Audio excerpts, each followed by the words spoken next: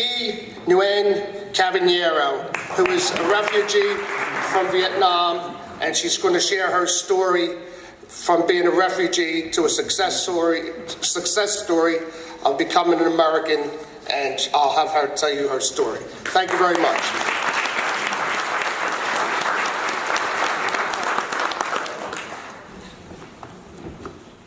Thank you, Mike. Today is the 100th anniversary of Veterans Day in America, and I am truly honored to be a part of this event at one of our favorite towns, Ocean City. I stand here today before you wearing a traditional Vietnamese dress called an áo dài with the influence of the American flag. That's because I hope to give you a little bit of a different perspective on what Veterans Day means to someone like me. My name is T. Nguyen Cavaniero, and over 43 years ago, I, along with the rest of my family of 5, escaped from Vietnam on April 30th, 1975, just hours before Saigon fell to the communists. Our escape story includes harrowing tales of bombs and explosions, newborns and toddlers in grave danger, and crushing family decisions on who gets to escape with us and try to survive, and who doesn't, and has to stay behind and most likely be killed. But the ending to that escape story has us standing here today as proud Americans because of the concerted efforts of many heroes in all shapes and sizes who helped us along every single step of the way, including my family, who made our survival their #1 priority.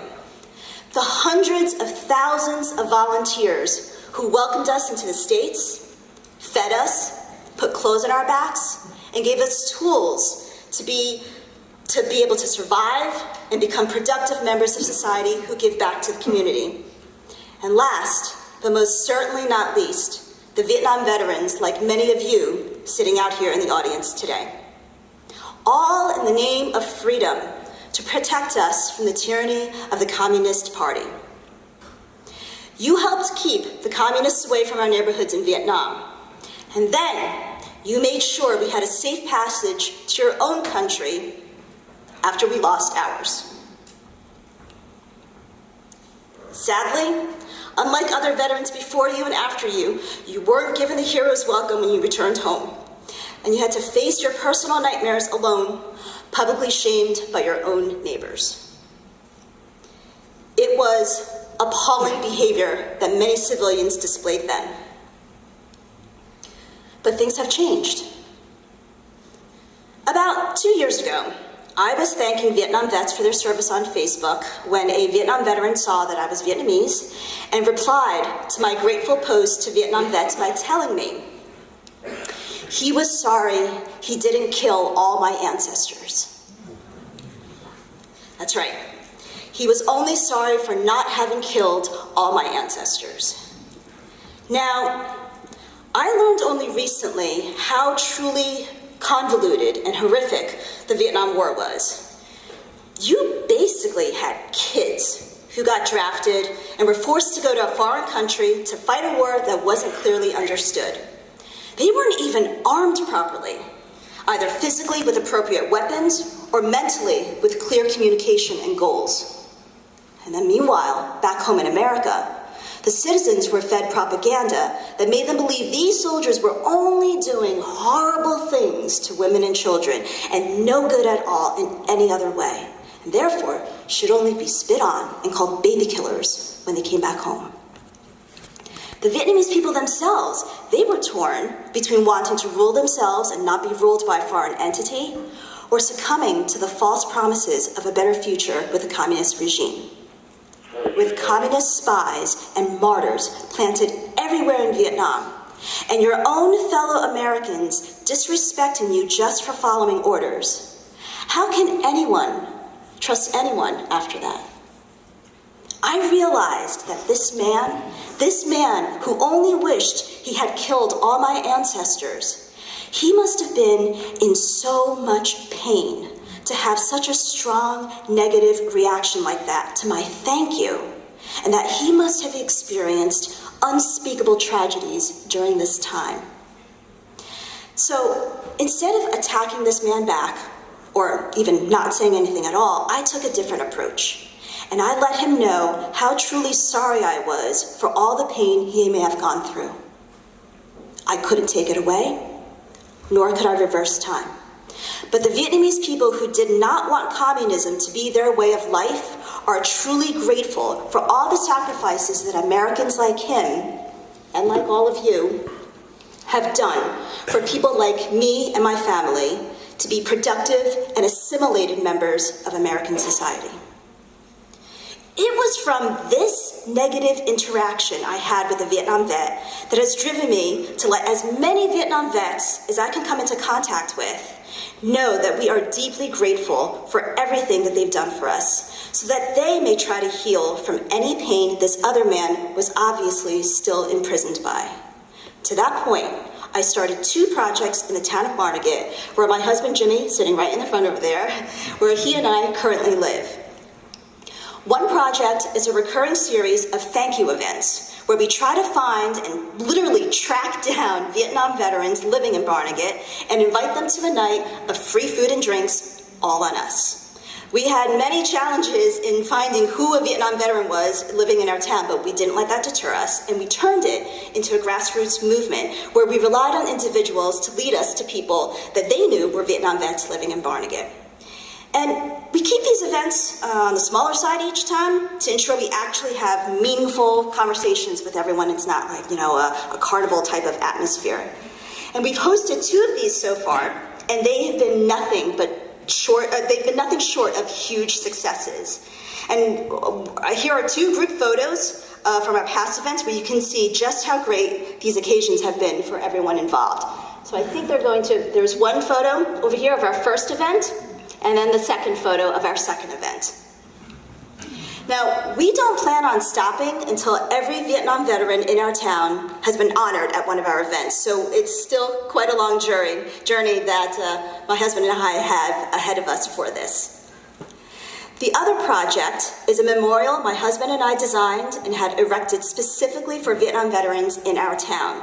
It is the first and currently only Vietnam Veterans Memorial in the country that has been fully funded by a Vietnamese refugee. That memorial was dedicated earlier this year on March 29th, on the very first National Vietnam Veterans Day, and we were literally blown away when we learned it received national coverage via USA Today and the Associated Press. We had more.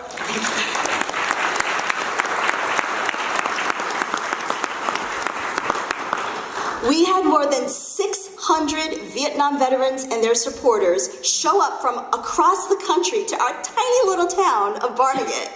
And then they got pinned by the Exercise Tiger Foundation with official commemorative pins from the Department of Defense afterwards. And the amount of collaborative effort that went into making that ceremony as phenomenal as it was, it literally just brings me to tears when I think about all that everyone did to bring this community of people and the veterans that they love and honor together. Here is a photo of our monument.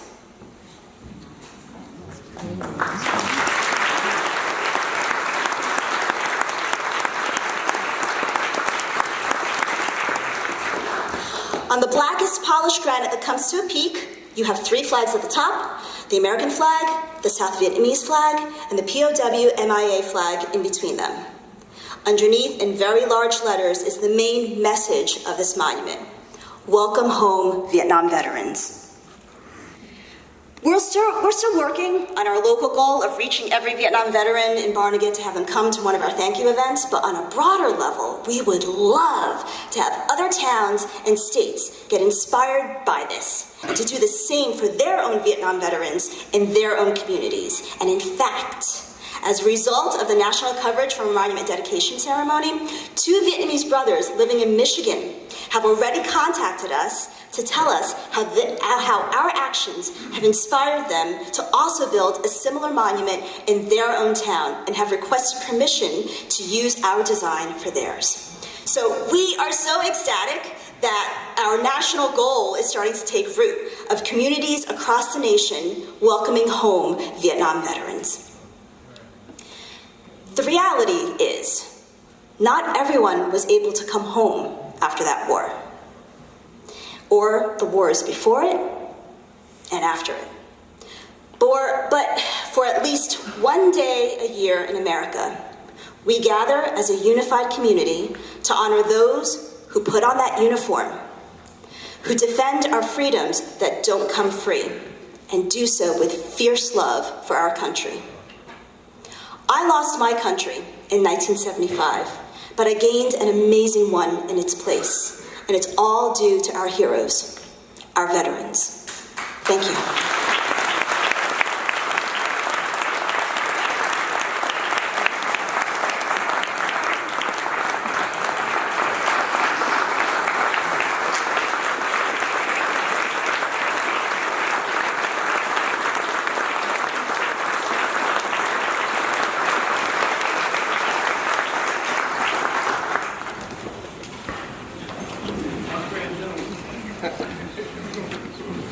It's going to be hard to follow.